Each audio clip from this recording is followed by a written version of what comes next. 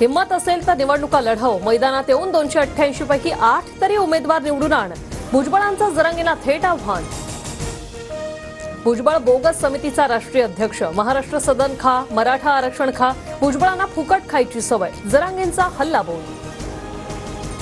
कोकणातलं फणस आता उठलं, त्याला जातीमुळे वैभव मिळालं, मात्र फडणवीसांच्या नादी लागून मराठ्यांच्या अंगावर येऊ नये, अन्यथा तुमचा कार्यक्रम करू, जरांगेंचा नारायण राणेंवर इशारा.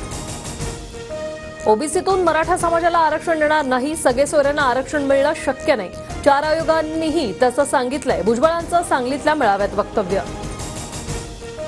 जरांगेंची तब्येत पुन्हा बिघडली, पुण्यातील सभेनंतर मनोज जरांगे सह्याद्री रुग्णालयात, अस्वस्थ वाटत असल्यानं जरांगेंवर उपचार सुरू. मराठ्यांना ओबीसीतून आरक्षण देणार का? शरद पवार, उद्धव ठाकरे आणि काँग्रेसने भूमिका स्पष्ट करावी, छगन भुजबळांचं वक्तव्य. पवारसाहेबांच्या प्रचारापासून युगेंद्र पवार सक्रिय, बारामती मतदारसंघाचं भवितव्य नव्या रक्ताच्या हातात देणं गरजेचं, जयंत पाटलांकडून युगेंद्र पवारांच्या उमेदवारीचे संकेत.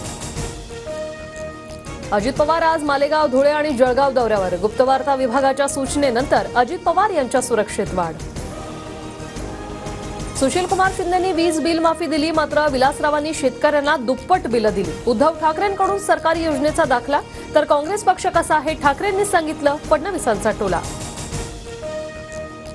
नव्या पेन्शनचा मुद्दा, सरकारी कर्मचारी 29 ऑगस्टपासून बेमुदत संपावर, सरकारने तात्काळ नोटिफिकेशन काढण्याची मागणी. जुन्या पेन्शनच्या मागणीसाठी सरकारी कर्मचारी 28 ऑगस्टपासून संपावर, जुन्या पेन्शनप्रमाणे कर्मचारी शिक्षकांना आर्थिक आणि सामाजिक सुरक्षा मिळावी, या मागणीसाठी संपाची हाक.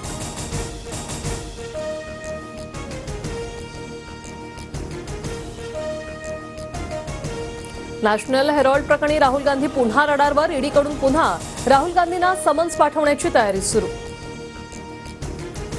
स्वित्झर्लंडमधील लोकानो फिल्म फेस्टिवलमध्ये शाहरुख खानचा गौरव, पाडोआला करिरा पुरस्काराने किंग खान सन्मानित.